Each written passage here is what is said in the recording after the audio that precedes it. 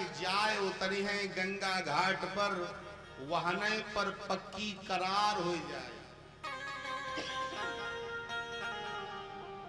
अब यहां पे तो कवि ने लिखा और यहां पर कुछ छिपा दिया कि गंगा के किनारे जाकर के भैया करार क्या होगी। तो कहा करार ये होगी जो तुमने जीवन भर बोया है, जो संस्कार तुमने जीवन भर कमाए हैं, उसी के हिसाब से तुम्हें कहां भेजना है, किस योनि में तुम्हें जाना है। जीवन भर अगर पशुवत कार्य किया है तो पशु बनाए जाओगे, मनुष्य की तरह जिए हो तो मनुष्य बनाए जाओगे, देवताओं की तरह जिए हो तो स्वर्ग की प्राप्ति होगी, भगवान के चरणों के दास रहे हो तो भगवान का रूप तुम्हें मिलेगा। वहीं पर पक्की करार हो जाई और जौने दिल हंसा फरार हो जाए। तो ये जो चित्त है, ये जब चित्त निकल जाता है तो इस शरीर का यही हाल होता है। और उसके बाद में आया आनंद, सत चित्त और आनंद। आनंद लोग दुनिया में ढूंढा करते हैं, स्त्री, कुल, कुटुंब, पुत्र, मित्र, घर में ढूंढते हैं आनंद। लेकिन आनंद, आनंद तो हमारे अंदर ही बैठा हुआ है, हमें सिर्फ उसे बाहर प्रदर्शित करना है। और जितने समय आनंद हमारे अंदर का बाहर निकल आया, उस दिन ये संसार सब झूठा पड़ जाएगा हमारे आगे। जेहि जाने जग जाई हेराई, और जानत तुम ही हुई जाई, जानत तुम ही हुई जाई। जिनको जान करके ये जगत अदृश्य हो जाता है, तब तो बस सिर्फ एक ही चौपाई जीवन में काम आएगी, सिया राम मैं सब जग जानी, करहु प्रणाम जोर जुग पानी। कब ऐसा होगा? जब तुम्हारा आनंद जो अंदर है ना वो बाहर निकल आएगा। ये जो लंगोटी बांध करके भयंकर बर्फ में तपस्या करते हैं और बड़ी मस्ती के साथ भगवान का भजन कर रहे हैं और ठहाका लगा करके हंसते हैं और प्रभु को नाच करके रिझाते हैं, और शरीर पर एक वस्त्र भी नहीं है, जरा कभी उनसे पूछा है कि उनकी मस्ती का क्या कहना है? कभी उनसे प्रश्न किया है कि जिस मौसम में मैं हजारों के साल दुसाले ओढ़ करके बैठता हूं, उस मौसम में तुम केवल लंगोटी बांध करके भगवान का भजन करते हो, बोलो भैया तुम्हारी मस्ती कैसी है? कभी उनसे प्रश्न करो तो वो तुमसे बताएंगे कि जेहि जाने जग जाई हेराई। एक दृष्टांत देता हूं, बड़ा सुंदर है और आप उसको समझ में भी आएगा। एक कुरकुरे वाला एक प्राइमरी स्कूल के गेट पर कुरकुरा बेचता था, और उस समय लॉटरी का जमाना था, लॉटरी लोग ज्यादा खेल करते थे, तो उस ठेले वाले का भी व्यसन था लॉटरी खेलना, तो रोज एक टिकट लेकर के रख लेता था। आज भी उसने रख रखा है उस टिकट को। अब कुरकुरा बेच रहा है, 4 आने 8 आने के कुरकुरे बेचता है, इंटरवल होता, बच्चे दौड़ते और दौड़ करके आते, अंकल जी कुरकुरा दे दो, अंकल जी हमें 50 पैसे का, कोई कहता 10 पैसे का, कोई कहता 25 पैसे, इस प्रकार से कुरकुरे बेचता। उसका रोज का ये नियम था। एक दिन की बात, एक आदमी दौड़ता हुआ जा रहा था और चिल्ला रहा था, बम्पर ड्रा खुल गया, बम्पर ड्रा खुल गया। और ये बम्पर ड्रा जानते हो किसको कहते थे? 1 करोड़ की लॉटरी खुल गई। और बम्पर ड्रा जब खुल गया तो उसने जब सुना, और वो आदमी पेपर लेकर के भागता जा रहा था, तो जैसे ही उस कुरकुरे वाले ने सुना कि बम्पर ड्रा खुल गया, तो तो सोचा लो अपना भी नंबर जरा मिला के देखा। तो उसने अपना टिकट निकाला और नंबर जैसे ही मिलाया, ओहो, तब तक इंटरवल की घंटी बजी, बच्चे दौड़े, अंकल जी कुरकुरा, ये पैसे। उस देखा, स्तब्ध रह गया, टिकट को जेब में रखा और सारा जो ठेला था उसने फ्री में जो है बांट दिया सबको। अंकल जी पैसे का पैसे आज नहीं, ना ना ना, आज ये सब तुम्हारा बच्चों, सब तुम्हारा है। क्यों? आज मेरा बम्पर ड्रा खुल गया है, अब ये कुरकुरे की दुकान लगाने की जरूरत नहीं है। और उसने सब लुटा दिया। बात यहीं पे फाइनल हो जाती है भाई। हम सब कुरकुरे की दुकान खोले बैठे और जिसका बम्पर ड्रा खुल गया है वो करोड़ों की संपत्ति को ठोकर मार करके लंगोटी बांधे भगवान की मस्ती में लगा है। उनसे पूछो क्या हुआ? उसने कहा हमारा बम्पर ड्रा खुल गया, तुम लोग कुरकुरे की दुकान लगाए बैठे हो, अब इसी में अपना काम चला रहे हो। अभी तुम्हें पता ही नहीं है कि बम्पर ड्रा खोलने का आनंद क्या होता है। आज उनका जो आनंद है, वो जो बम्पर ड्रा है, वो आनंद जो है वो आकर के और उनके जीवन में प्रकाशित हो गया है। अब उन्हें इस कुरकुरे की दुकान से मतलब नहीं है। ये गृहस्थी, तो ये जंजाल दुनिया का, यही एक कुरकुरे की दुकान है। हमारा जब तक बम्पर ड्रा नहीं खुलता तब तक हम इसी में फंसे हुए हैं। तो सत, चित और आनंद। सत क्या है? जो कभी नष्ट नहीं होता। चित जो सारे संसार को चला रहा है। और आनंद, आनंद हमारे जीवन में जो है बसा हुआ है। और जब अंदर के आनंद को हम जान जाते हैं तो बाहर का आनंद सब शून्य हो जाता है। एक हाल में कथा चल रही थी, महात्मा जी कथा सुना रहे थे, हजारों भक्त कथा सुन रहे थे। अचानक भूकंप आ गया और जब भूकंप आया तो उस भूकंप में सभी भाग खड़े हुए। अब बाबा जी से भी लोग कहे महाराज आप भी भागिए, भागिए, देखिए हाल अगर ऐसा हो कहीं गिर जाए। महात्मा जी हिले डुले तक नहीं, आंखें बंद करके बैठ गए। सारे भक्त भाग करके बाहर खड़े हुए मैदान में। जब भूकंप कम हो गया, शांत हो गया, तब लोग आकर के फिर हाल में एक एक करके जमा हुए। तब महात्मा जी ने आंखें खोली, महात्मा जी से पूछने लगे महाराज ये बताइए जब भूकंप आया तो हम सब भागे, आप नहीं भागे? महात्मा ने कहा कि तुम लोग जितनी जोर भागे उससे हम कई गुना जोर भागे। लोगों ने कहा कैसी बात आप करते हैं, आप तो हिले तक नहीं, आप कह रहे हैं भागे। अरे कहा बस हमारे तुम्हारे में अंतर इतना है कि तुम बाहर से भागे और हम अंदर से भागे। हमारी तुम्हारी दौड़ में बहुत अंतर था। तुम जितनी जोर भागे उससे कई गुना जोर हम भागे।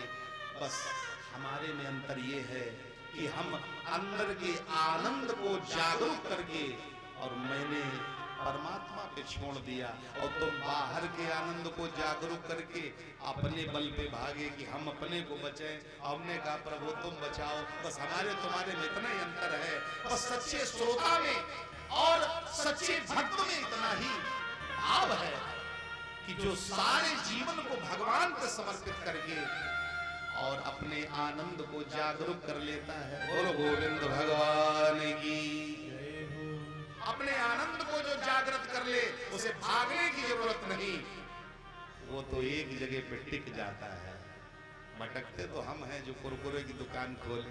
बोलो गोविंद भगवान की जय। श्री सूत जी महाराज कहते हैं सच्चिदानंद रूपाय विश्वोत्पत्त्यादि हेतवे। विश्व की उत्पत्ति और पालन और प्रलय, इन तीनों का हेतु आप हैं प्रभु। आप ही उत्पत्ति करते हैं, आप ही इसका पालन करते हैं और आप ही इसको मिटा भी देते हैं। तो विश्वोत्पत्त्यादि हेतवे तापत्रय विनाशाय, तीन तापों को नष्ट करने वाले हैं आप। कौन कौन? दैहिक, दैविक और भौतिक। तापत्रय विनाशाय, तीन तापों को हमारे जीवन से नष्ट करने वाले ऐसे भगवान को श्री कृष्णाय वयम नमः, ऐसे भगवान श्री कृष्ण को हम बारंबार प्रणाम करते हैं। और गोविंद भगवान की। इस प्रकार से अपने गोविंद का चिंतन किया और सूत जी ने अपने गुरुदेव भगवान की छवि को याद किया। यम प्रव्रजन्तमनुपेतमुपेत कृत्यम द्वैपायनो विरह कातर आजुहाव पुत्रेति तन्मयतया तरवोभिनेदुस् तम सर्वभूत हृदयं मुनिमानतोऽस्मि।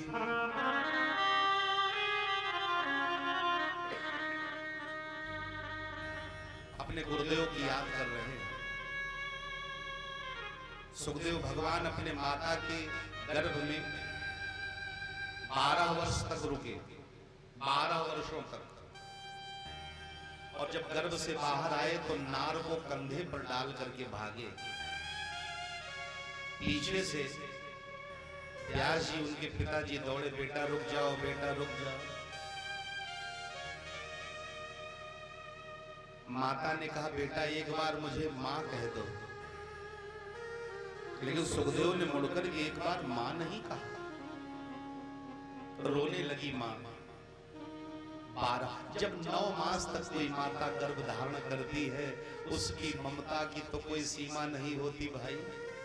और जिस माता ने 12 वर्ष तक अपने गर्भ में बच्चे को रोका हो, जिस मां ने 12 वर्ष तक वो बोझ ढोया हो, उस माता की ममता कितनी प्रबल होगी।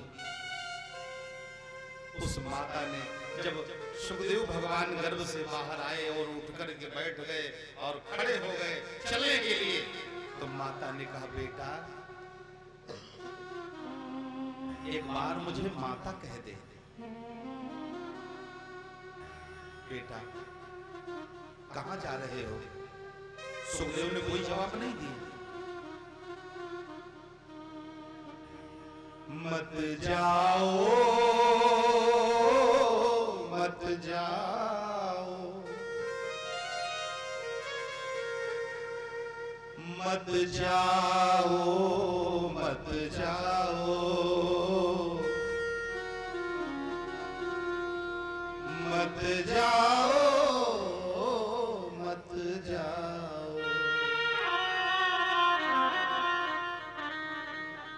ले पिंजरे की कील उड़े तुम, बेटा कुछ तो दया दिखाओ। माता ने कहा बेटा कुछ तो दया करो, अपनी माता के ऊपर एक बार पलट करके मां कह दो बेटा, एक बार मां कह दो। लेकिन सुखदेव ने एक बार भी माता नहीं कहा, पलट के नहीं देखा। क्यों देखते भाई? जिसके जीवन में माया का लेस मात्र भी नहीं है। देखो कहते हैं कि जो महात्मा बन जाता है, जो दंड धारण कर लेता है, उसे संसार में किसी के सामने झुकने की कोई अनुमति नहीं है। जो परमहंस हो जाता है दंड भी ले लेता है।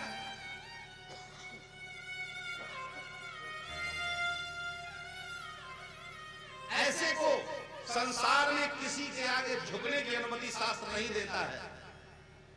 जो स्वयं में ब्रह्म बन जाता है और जिंदा में ही जो अपना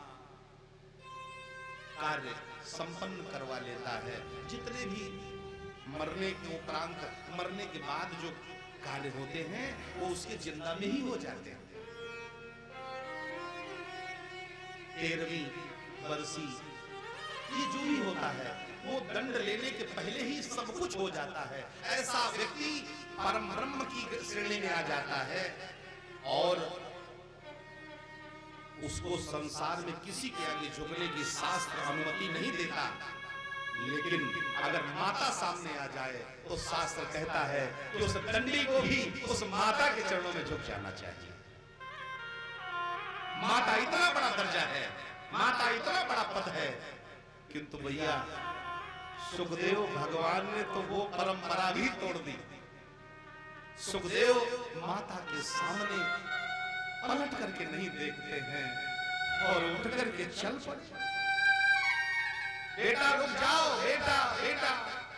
और माता ने जब देखा कि मेरा बेटा मुझसे विमुख होकर के जा रहा है, तो बस उसी क्षण उस ममता को वो रोक नहीं पाई और उस माता के प्राण निकल गए अपने पुत्र के वियोग में। और पुत्र के वियोग में जब प्राण निकल गए तो व्यास जी ने देखा पत्नी का मरण जो है प्राणांत हो गया और बेटा भागा जा रहा है, तो कम से कम अब कोई तो हाथ लगे। नहीं, पत्नी तो छोड़ के चली गई तो बेटा ही मिल जाए। तो पीछे से दौड़े और जो है सुखदेव आगे आगे। सुखदेव ने पलट कर नहीं देखा। श्री सूत जी महाराज कहते हैं,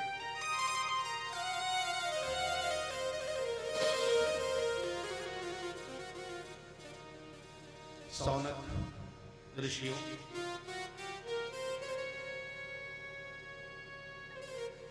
जब सुखदेव भगवान ने पलट के नहीं देखा और जाकर के एक बगीचे में अंतर ध्यान हो गए, तो व्यास जी वहां पर चिल्लाने लगे वृक्षों से लिपट लिपट करके और कहते हैं, बेटा तुम कहां हो, बेटा तुम कहां हो। तो वृक्षों ने देखिए जड़ चेतन हो गए। वृक्षों ने बोलना शुरू कर दिया, हे व्यास जी, अरे अपने बेटे को तुम ढूंढने आए, अरे वो बेटा तुम समाज के लिए दान कर दो भाई, अब वो तुम्हारे पीछे नहीं जाने वाला पुत्र। तो व्यास जी ने कहा, क्यों? मैंने भी अपने बेटे का कोई कर्म नहीं किया है।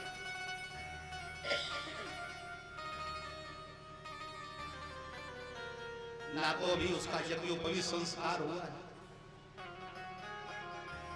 ना ही नामकरण संस्कार हुआ है, अभी कोई संस्कार नहीं हुआ है और तुम कह रहे हो उसे छोड़ दो। वृक्षों ने कहा कि वो गर्भ से ही संस्कार युक्त हैं, उनको संस्कार की जरूरत नहीं है। और देखो, तुम एक बेटे को छोड़ करके परेशान हो रहे हो और हम वर्ष में कितने अपने बेटों को किसी की भूख शांत करने के लिए दान कर देता हूं। आम के वृक्ष में आम लगते हैं और पका देख करके कोई तोड़ता है तो क्या वृक्ष मना करता है? वृक्ष सहज में दे देता है कि भाई लो अपनी भूख शांत कर लो। व्यास जी वहां से लौट आए। सौनक जी ने पूछा, महाराज ये बताइए कि आखिर ये 12 वर्ष तक गर्भ में सुखदेव क्यों रुके अपने माता की, क्या कारण था? तो कहा, सुनिए। एक बार की बात, नारद बाबा बीड़ा बजाते हुए कैलाश पर्वत पर पहुंचे। आइए, 2 बार नारद बाबा जो बोलते हैं, नारद बाबा का ये नियम है कि उनकी बीड़ा से 24 घंटे एक मंत्र निकलता रहता है। नारायण नारायण कहते हुए बीड़ा पर तान देते रहते हैं। खाते पीते उठते बैठते चलते सोते जागते नारद का ये मंत्र कभी नहीं कम होता, कभी नहीं रुकता। इनकी बीड़ा का नाम है महती। वो भगवान विष्णु ने स्वयं इनको दी है। और देखो, नारद माने भी आप समझ लो, नार माने ज्ञान, दा माने देने वाला। जो ज्ञान दे वही नारद है। और नारद कौन है? नारद जिसकी बात कभी रद्द न हो। और कौन नारद है? नारद जो स्वयं भगवान का मन है, वही नारद है। ये जो भगवान का मन है, यही नारद है। अब तो टीवी के कलाकारों ने नारद को जोकर बना दिया। हमने देखा है कि जब पर्दे पे नारद आते हैं तो बच्चे बड़ी जोर से ताली बजा के हंसते हैं। और ये थोड़ो कहते हैं कि महात्मा नारद आ गए, ना ना कहते वो देखो नरदवा आ गया है, जोकर बना दिया। नारद कोई ऐसा विषय नहीं है जो हास परिहास का विषय हो। नारद माने देवर्ष नारद, जो देवताओं के ऋषि, जिनको संसार में, पूरे भूमंडल में, पूरे ब्रह्मांड में कहीं भी जाने के लिए कोई परमिट की आवश्यकता नहीं, हर जगह बिना रोक टोक के नारद जा सकते हैं। ऐसे नारद बीड़ा बजाते हुए कैलाश पर पहुंचे। आइए बोलते हैं, श्रीमन नारायण नारायण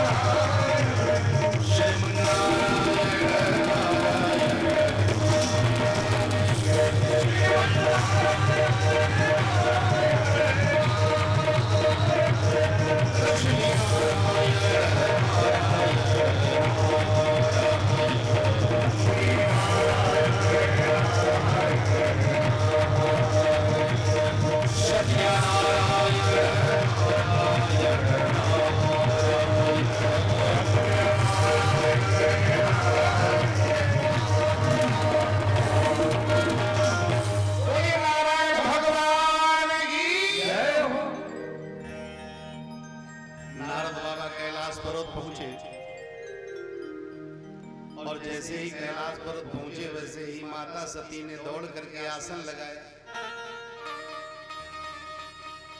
एक बात समझ लेना, अगर कोई बुलाने से तुम्हारे घर में आए, समझ लेना ये भाग्य का तुम्हारे फल है।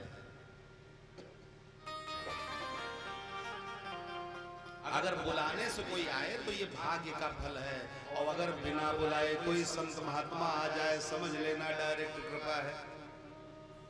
अतिथि देवो भव, जिसमें कोई तिथि न हो, आ जाए मस्ती से। अब बुला के जो आएगा वो मेहमान होगा। आप तैयारी करके बैठे हैं, घर को खूब झाड़ बुहार करके कि वो फला व्यक्ति फला समय आ रहे हैं, अभी फोन किया वहां पहुंचे, अब फोन किया वहां पहुंचे, अब आने वाले हैं। अब तो आप उसका इंतजार कर रहे हैं, वो है मेहमान। लेकिन कोई अचानक आ टपके तो ये समझ लेना भगवान की पूरी पूरी कृपा है भैया। नारद बाबा जैसे पहुंचे तो सती ने दौड़कर आसन लगाया और कहा, महाराज बड़ी कृपा कर दी आपने, हमारे गृहस्थ में पधारे।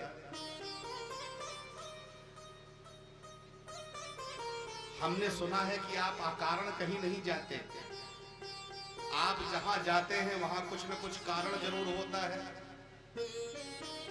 अब आपसे मैं प्रार्थना कर रही हूं, महाराज ये बताइए यही कारण आगमन तुम्हारा कैसे आगमन हुआ है महाराज? नारद बाबा ने कहा, आगमन हमारा इसलिए हुआ है कि हमने सोचा तुम्हारे गृहस्थ धर्म को देखता चलूं। हमारे गृहस्थ धर्म को? क्या आपको हमारे गृहस्थ धर्म पे कोई शंका है? नारद बाबा ने कहा कि देखो आपका गृहस्थ धर्म है तो बढ़िया है, लेकिन बस माता सती को इतनी बात जैसे ही सुनी एकदम क्रोध आ गया। वारे बाबा, हमारा गृहस्थ धर्म लेकिन, अरे हमारा गृहस्थ धर्म लेकिन लगाने का है। नारद बाबा ने कहा, लेकिन लग रही है तभी तो लगाया मैंने। आखिर क्यों? हमारे गृहस्थ धर्म में ऐसी आपको शंका है कि आपने लेकिन लगा दी? पूरे संसार में, पूरे ब्रह्मांड में कोई हमारे और भोले बाबा के प्रेम पर कोई उंगली नहीं उठा पाया, और नारद आप आकर के कह रहे हो कि आपका गृहस्थ धर्म ऐसा है। लेकिन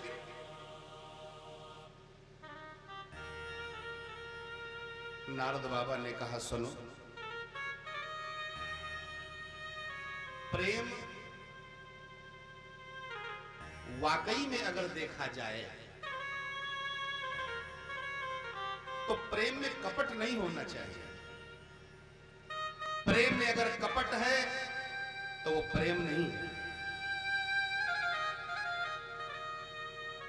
प्रेम प्रेम सब कोई कहे, और प्रेम न जाने को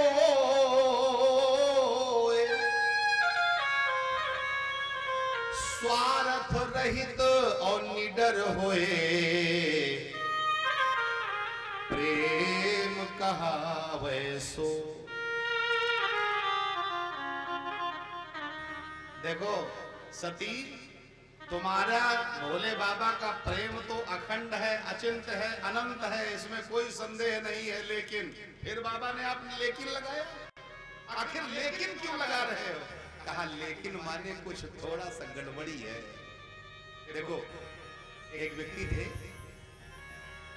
उनकी ज्यादा उम्र में शादी हुई, और जब ज्यादा उम्र में शादी हुई तो वो एक दूसरे से थोड़ा कुछ छिपावे। अब पत्नी पति से छिपावे और पति पत्नी से छिपावे।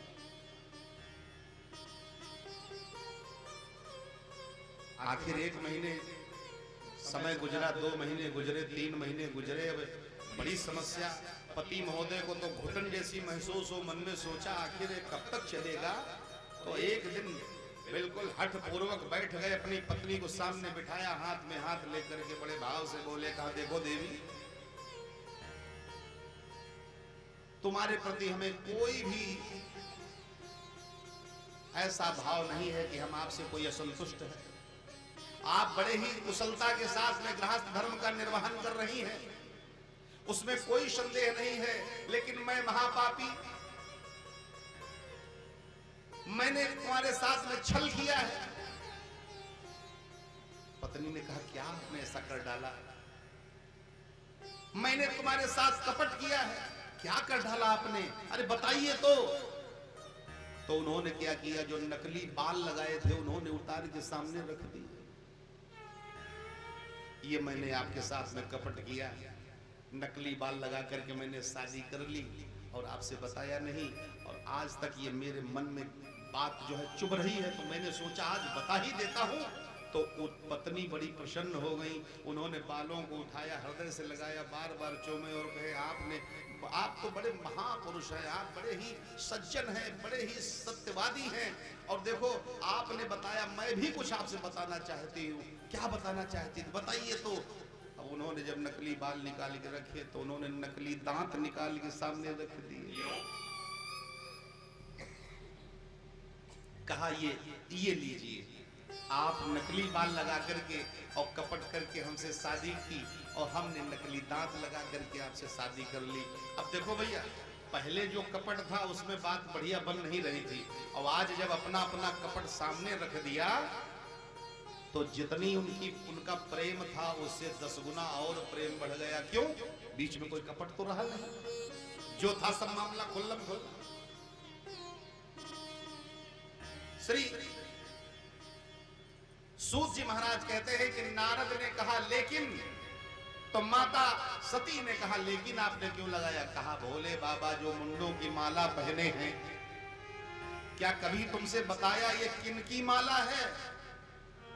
बस ये बात जैसे ही माता सती को के सामने रखी नारद ने, वैसे ही माता सती ने कहा नारद बाबा ये सही कह रहे हो, ये जो मुंडों की माला भोले बाबा पहने हैं आज तक हमको नहीं बताई ये किसकी माला है। ये तो कपट किया है भोले बाबा ने। नारद बाबा ने कहा अच्छा सती, अब हम चलते हैं और फिर कभी आएंगे। अब अब देखो भैया आग लगाई और चलते बने। इधर भोले बाबा जब आए कैलाश पर्वत पर, तो रोज जैसे भोले बाबा आते थे तो दौड़ करके माता पार्वती चरण दबाने लगती थी, आसन लगाती थी, जलपान कराती थी, विनती करती थी, अरे स्तुति करती थी। लेकिन आज ऐसा कुछ नहीं है। भोले बाबा जब आए तो पूरब को मुंह किए बैठी थी, पीठ करके बैठ गई भोले बाबा के सामने। भोले बाबा ने मन में सोचा ये आखिर ये ऐसा क्यों है। तो भोले बाबा जैसे ही आए तो पहला प्रश्न भोले बाबा ने यही किया, क्यों सती, क्या नारद बाबा तो नहीं आए थे? सती बड़े गुस्से में बोली, आए थे तो आप कौन होते हैं पूछने वाले? भोले बाबा ने कहा, मैं तुम्हारा पति। अरे शिव शंकर, अरे मेरी तरफ देखो तो, मैं तुम्हारा पति हूं और मेरा अधिकार है पूछने का। कहा अधिकार उसी का होता है जिसके जीवन में कपट नहीं होता है। आपने हमसे कपट किया है। भोले बाबा ने कहा, कैसा कपट? जो है एकदम गुस्से में बोली, कहने लगी, आपने जो मुंडों की माला पहन रखी है ये कभी बताया किसकी माला? भोले बाबा हंसने लगे, अरे पार्वती जो है सती, तुमने कमाल कर दिया, आज तक कभी पूछा नहीं तुमने, हमने बताया नहीं। और ये माला किसी और की नहीं है, ये तो तुम्हारे ही मुंडों की माला। हमारे मुंडों की माला? हाँ देखो सती, मैं तुमसे इतना प्रेम करता हूं, इतना प्रेम करता हूं कि जब तुम मर जाती हो तो तुम्हारे सर को काट करके मैं माला में पहन लेता हूं। और सुनो, एक राज की बात बताऊं सती, एक राज की बात बताऊं। क्या? कहा देखो, तुम्हारे 108 जन्म हुए और 108 जन्मों में मैंने जितने जन्म हुए सबका सर काट काट करके अपनी माला बना ली। लेकिन सती अभी माला हमारी पूरी नहीं हुई है। माला में जब तक सुमेरु नहीं पड़ती है तब तक माला पूरी नहीं मानी जाती। और ये तुम्हारा जो जन्म हुआ है, अब ये 109वां जन्म है तुम्हारा। अब जब तुम मरोगी तो तुम्हारे इस सर को काट करके मैं जब माला में पहन लूंगा तो हमारी माला पूरी हो जाएगी। और जैसे ही भोले बाबा ने ये कहा वैसे ही माता थर थर कांपने लगी। अरे भोले बाबा, ये आप क्या कह रहे हैं? क्या मैं मर जाती हूं, आप नहीं मरते हैं? भोले बाबा ने कहा, मैं नहीं मरता हूं।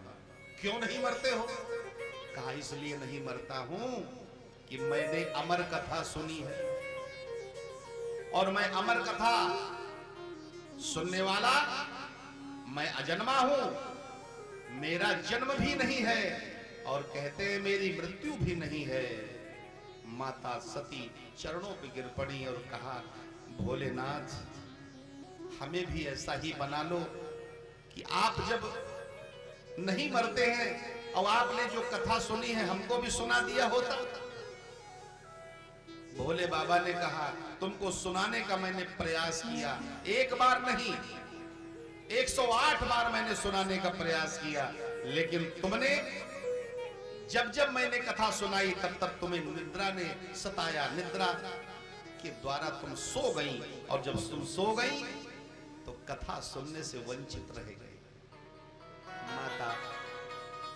माता सती चरणों पे गिर कर के बोली, कहने लगी, भोलेनाथ मैं मरना नहीं चाहती।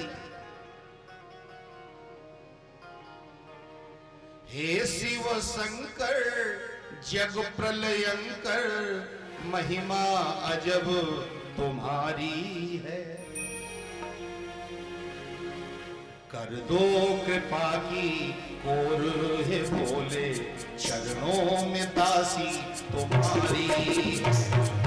कर दो कृपा की कोर है भोले, चरणों में दासी तुम्हारी।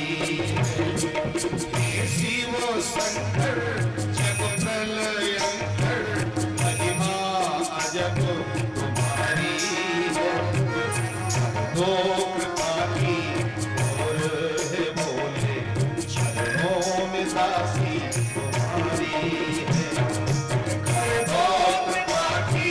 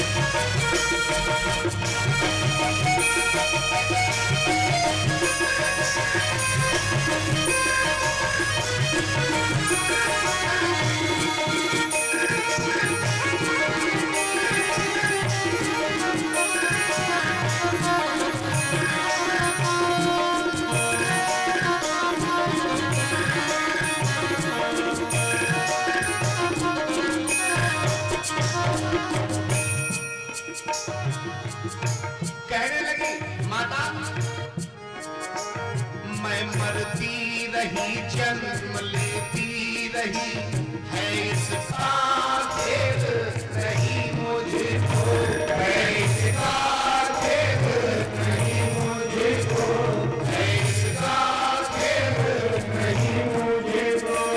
इतने जन्मों से आप हो रहे, प्यार पालन घेरा नहीं तुमको, प्यार पालन घेरा नहीं तुमको, प्यार पालन घेरा नहीं तुमको, प्यार पालन घेरा नहीं तुमको। आप अमर हैं, मैं मर जाती, मुझमें क्या बीमारी है। कर लो कृपा की बोले बोले, चलो आदि तुम्हारी है। कर लो कृपा की बोले बोले, चलो आदि तुम्हारी है। कर लो कृपा की बोले बोले, चलो आदि तुम्हारी है। कर लो कृपा की बोले बोले, चलो आदि तुम्हारी है।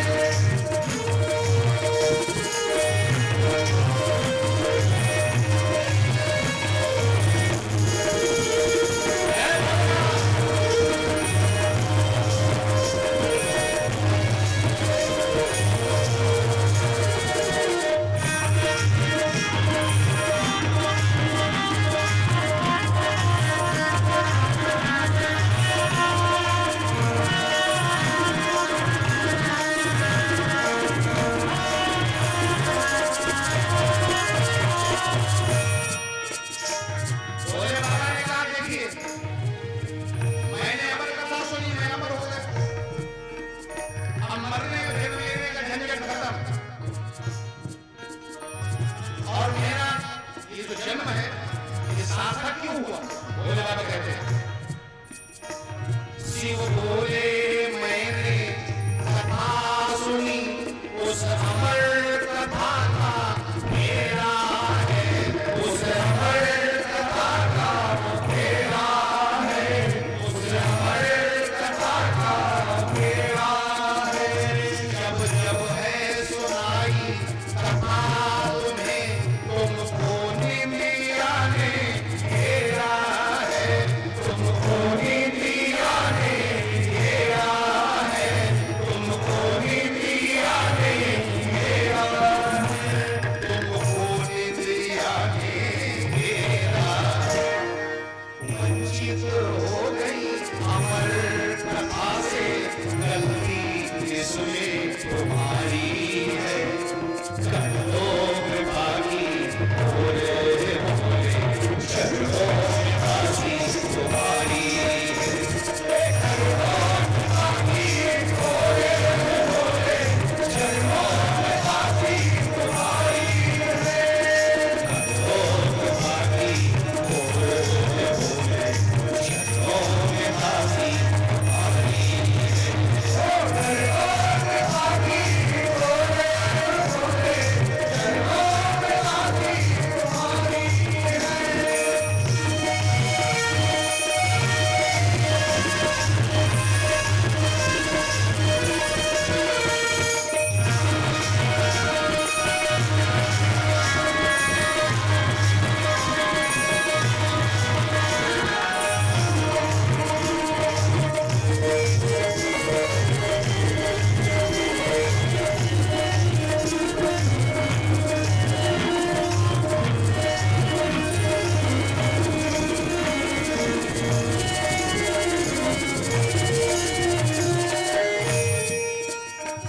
भोले बाबा ने कहा, क्या चाहती हो? बोलो। अमर होना चाहती हो? सती ने कहा, बिल्कुल। अब मैं मरना नहीं चाहती, मुझे मृत्यु से भय लग रहा है। भोले बाबा ने कहा, ठीक है, अगर मृत्यु से तुम बचना चाहती हो तो तुम कथा सुनो। सती ने कहा, सुनाइए, लेकिन तुम्हें एक वादा करना पड़ेगा। जब मैं कथा कहूंगा तो तुम हुकारी भरोगी, अभी तक मैं कथा जब मैंने तुमको कथा सुनाई तो तुम होकारी भरती नहीं थी और मैं कथा सुनाता चला जाता था। पता नहीं कब तुम सो जाती थी, मैं जान नहीं पाता था। अब मैं जब कथा सुनाऊं तो जो शब्द मैं कहूं तो उसमें तुम हूं जरूर करना। और एक बात बताऊं, जब अकेले पर अकेले एक कथा कहे न सुने तो जो सुनाने वाला होता है वो सिर्फ इसी शर्त पे कथा सुनाता रहता है कि सुनने वाला बार बार हूं करता रहता है। कड़ाके की जब ठंड पड़ती रजाई ओढ़ करके,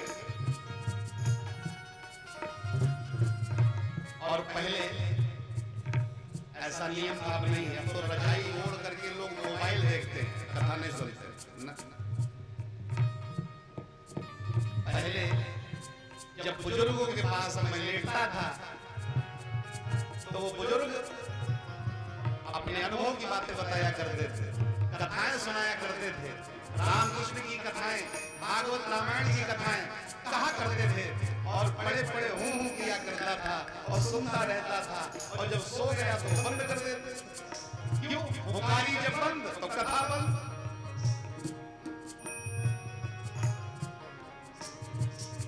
अब वो तरंग चली गई जीवन की, अब वो लहर ही चली गई। अब तो उस मोबाइल ने सबको अकेला छोड़ दिया है। बोलो गोविंद भगवान की। तो बोले बाबा ने कहा सुनो,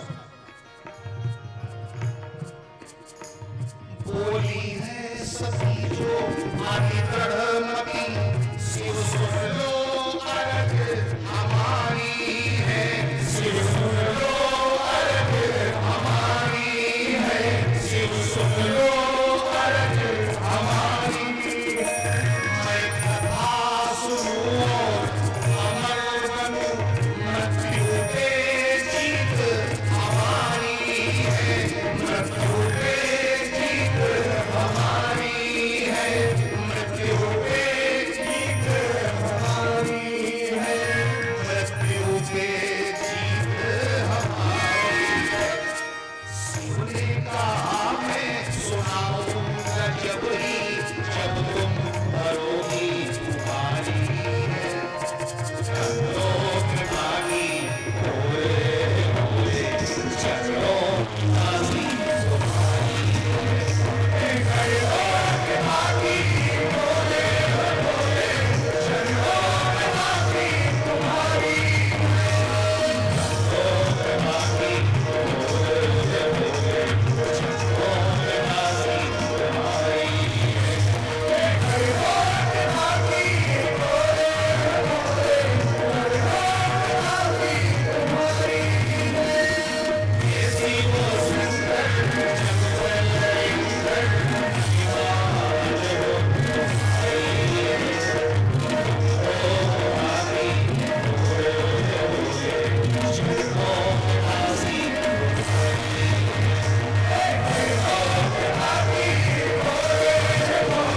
चलो कृपाली तुम्हारी है। चलो कृपाली बोले बोले, चलो कृपाली तुम्हारी है। चलो कृपाली बोले बोले, चलो कृपाली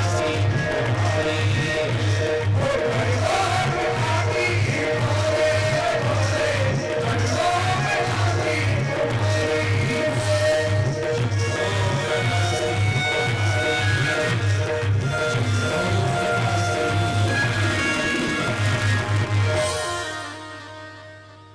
कर दो कृपा की गोर है भोले, शरणों में दासी तुम्हारी है। भोले बाबा ने बरगद के वृक्ष के नीचे जाकर के अपने डमरू को बजाया और डमरू के निनाद को सुनकर के जलचर, थलचर, नभचर, जो भी पशु पक्षी कीट पतंगे सब वहां से भाग गए। वहां पर कोई नहीं बचा। अब भोले बाबा वृक्ष के जड़ के पास बैठे हुए थे, अपना आसन लगाया और बगल में एक खोह थी। उस बरगद में खोह थी, उस खोह में एक सुगी ने 2 दिन पहले एक अंडा दिया था। वो अंडा फूट चुका था, लेकिन वो जो उसमें से पक्षी निकला वो उड़ नहीं सकता था, वो अचल था। लेकिन सुगी ने जब भोले बाबा के डमरू निनाद को सुना तो उड़ गई। भोले बाबा ने इधर उधर देखा, जब कोई नहीं दिखाई पड़ा। क्यों? भोले बाबा इस कथा को कोई और सुन ले ऐसा नहीं चाहते, क्योंकि और भी अमर हो जाएगा। भोले बाबा सिर्फ सती को ही कथा सुनाना चाहते हैं, और भोले बाबा के जैसा वक्ता उसके मुख से कोई कथा सुन ले तो वैसे भी अमर हो जाएगा। क्योंकि भोले बाबा के जैसा वक्ता संसार में दूसरा कोई है ही नहीं। वक्ता में 3 गुण होने चाहिए, और कदाचित ये गुण किसी में नहीं है संसारिक वक्ता में। वक्ता अवधूत हो, ध्यान देना, वक्ता अवधूत हो, वक्ता अद्भुत हो, और वक्ता अनुभूत हो। ऐसा संतों से मैंने सुना है कि ये 3 गुण वक्ता में होने चाहिए, और ये तीनों गुण भोले बाबा के अंदर हैं। भोले बाबा अवधूत हैं, भोले बाबा अद्भुत हैं, सबसे अलग है। गले में सर्प, कानों में बिच्छू के कुंडल, बागंबर, मुंडों की माला, मस्तक पे चंद्रमा, विशाल जटाएं, गंगा, ये अद्भुत हैं, ये सबसे अलग हैं। ये एक ऐसा सत्य है जो हमें शमशान पे दिखाई देता है। भोले बाबा एक ऐसा सत्य है जो हम शमशान में उसकी अनुभूति करते हैं, संसार में नहीं। तो पहली बात अद्भुत, अवधूत, अद्भुत और अनुभूत। अनुभूत है भाई, इन्होंने अनुभव कर रखा है कि उमा कहूं मैं अनुभव अपना, सतहरि भजन जगत सब सपना। ऐसा भोले बाबा खाली कहते ही नहीं है। ए भैया, संसार के सभी वक्ता केवल कहते हैं भाई सतहरि भजन जगत सब सपना, सतहरि भजन जगत सब सपना, लेकिन सपना, उनका सपना सिर्फ इतना है माल आवे, माला भले ही कम हो लेकिन माल होना चाहिए। लेकिन भोले बाबा में ऐसा कोई गुण नहीं है जो भोले बाबा लाभ के लिए कथा कहते हो, भोले बाबा धन के लिए कथा कहते हो, भोले बाबा ऐश्वर्य के लिए कथा कहते हो। अरे भोले बाबा तो सिर्फ कथा कहते हैं अपने राम के लिए कथा कहते हैं, राम के सिवा उनका कोई नहीं है। भोले बाबा कहते हैं जो राम का है वही मेरे काम का है, और जो राम का नहीं वो मेरे काम का नहीं। उन्होंने अनुभव कर रखा है। और ये तीन जो गुण हैं, ये किसी वक्ता में अगर आ जाते हैं तो वो भोले बाबा के समान हो जाता है।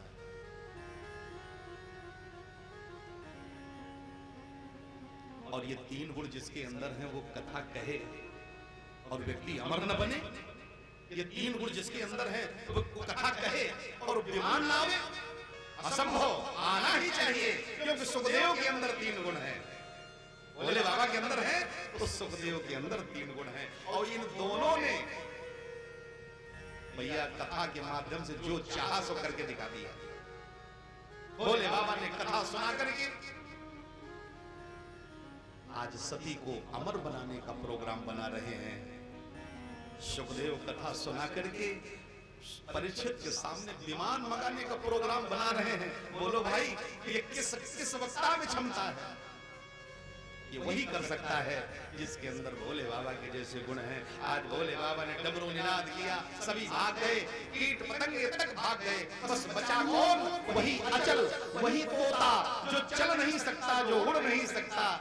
और जैसे ही भोले बाबा ने मंगलाचरण शुरू किया, भोले बाबा के मुख से वो शब्द उसके कानों में पड़े तो वो तुरंत एकदम पुष्ट हो गया, उसके पंख उगाए, एकदम फड़फड़ा करके बैठा।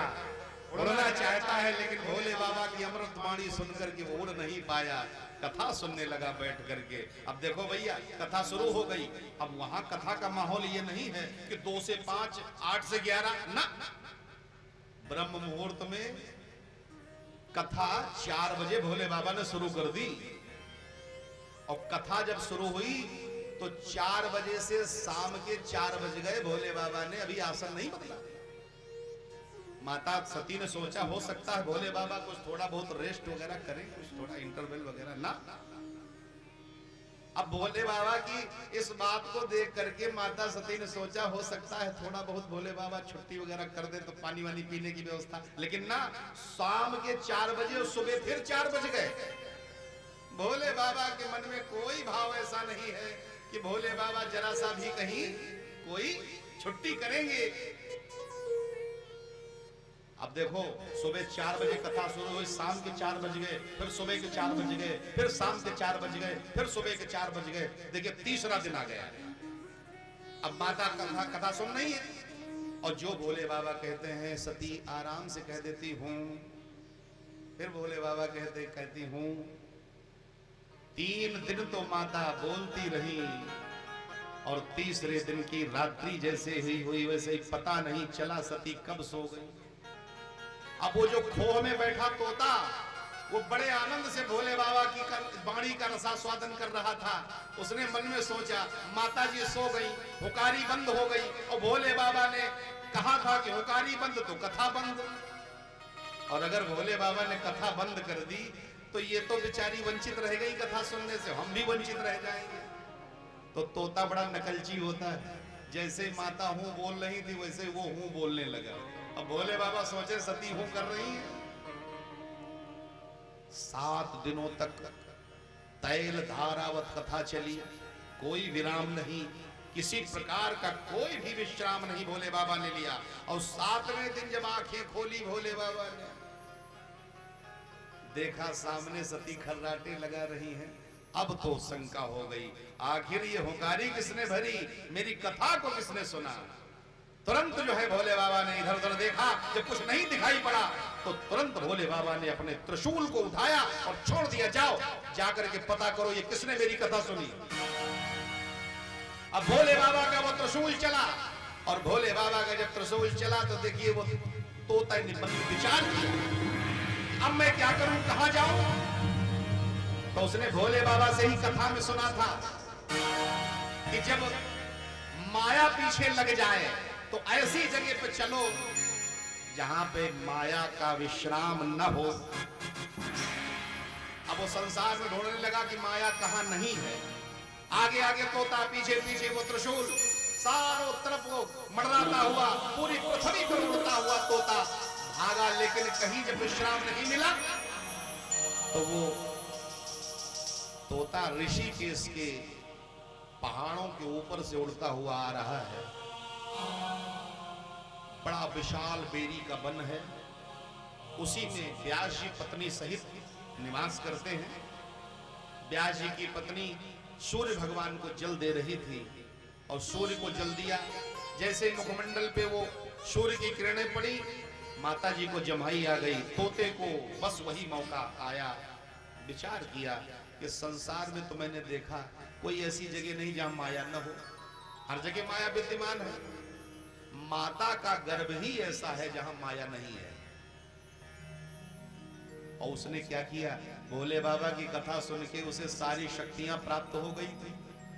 अष्टसिद्ध 9 निधियों का मालिक हो गया था वो। उसने तुरंत वायु का रूप बनाया और जैसे ही माता मुंह फैलाए जमाई ले रही थी वैसे ही हवा के रूप में प्रवेश कर गया।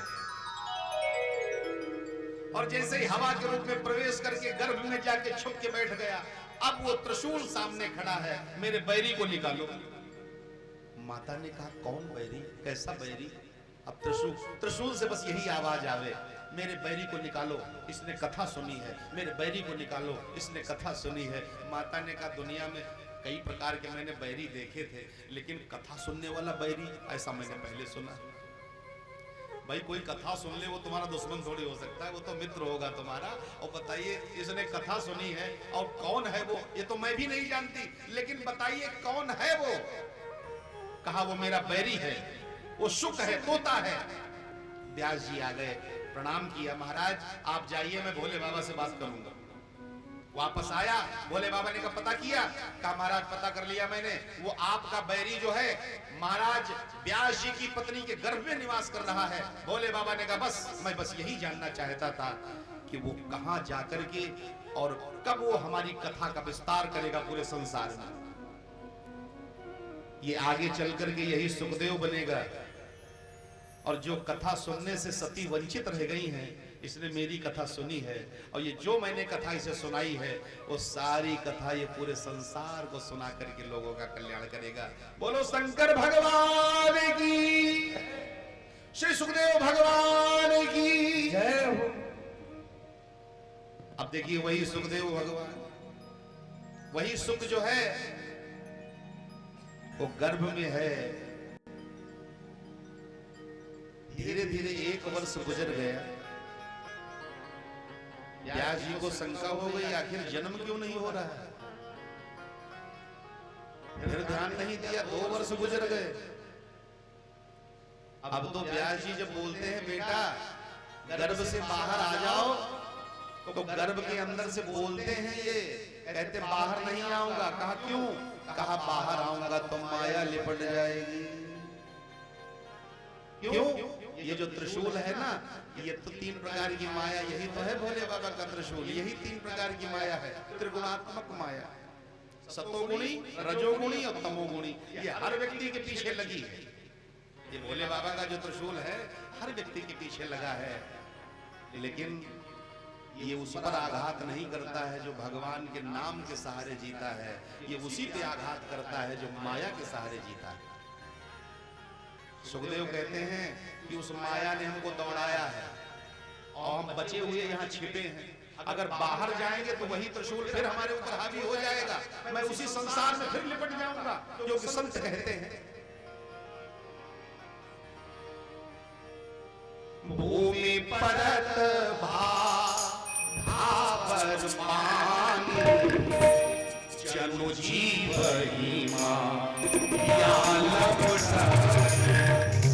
जनु जीव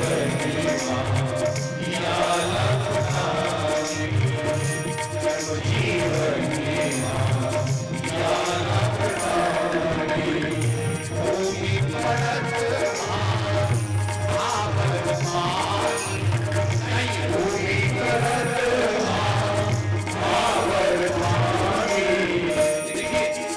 ये माया रूपी चौपाई जो है ये बड़े काम की चौपाई। और इस चौपाई को कभी कभी याद लिया करो कि जब से जन्म हुआ है और आज तक की यात्रा में हम कितना लिपटे हुए हैं माया से। अब जब इसका चिंतन करोगे तो छुड़ाने का भी प्रयास करोगे, छूटने का भी प्रयास करोगे। भूमि परत भावर पानी भूमि परत भावर पानी जनु जीव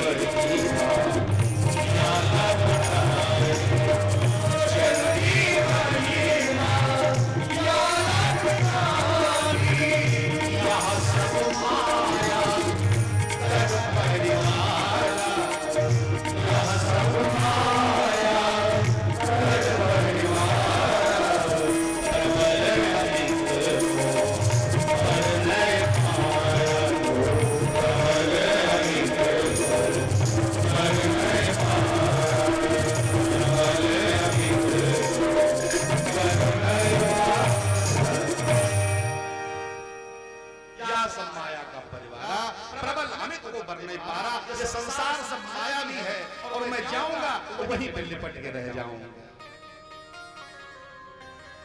श्री सूत जी महाराज कहते हैं कि माया के डर के चक्कर में, माया के डर के चक्कर में भयभीत हो रहे हैं महाराज। और ये माया तो ऐसी प्रबल है ही भाई।